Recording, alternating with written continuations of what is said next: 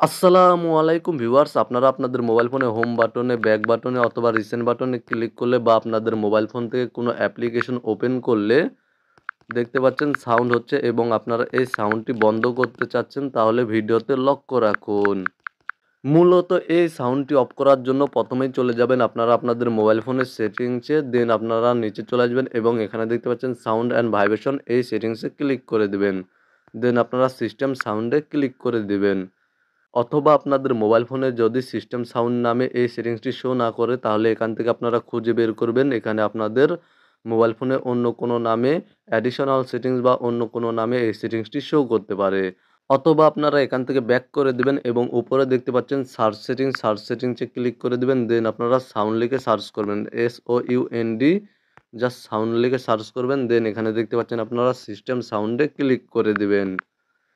দেন আপনারা এখান থেকে নিচে চলে আসবেন এবং সিস্টেম সাউন্ডে পুনরায় আবার ক্লিক করে দিবেন। তারপরে এখানে দেখতে পাচ্ছেন আপনারা টাচ ইন্টারঅ্যাকশন, জাস্ট এই সেটিংসটি অফ করে দিবেন। এই সেটিংসটি অফ করে দিলে আপনারা দেখতে পাবেন আপনারা আপনাদের মোবাইল ফোনের home button, back button, recent button অথবা আপনারা আপনাদের মোবাইল ফোন থেকে কোনো অ্যাপ্লিকেশন ওপেন করলে আর কোনো ধরনের সাউন্ড হবে না, শব্দ হবে না। মূলত আজকের ভিডিওটি এই পর্যন্তই। ভিডিওটি ভালো লাগলে সাথে থাকবেন, ভিডিওতে একটি লাইক করে দেবেন, চ্যানেলে নতুন দর্শক হয়ে থাকলে চ্যানেলটি সাবস্ক্রাইব করবেন।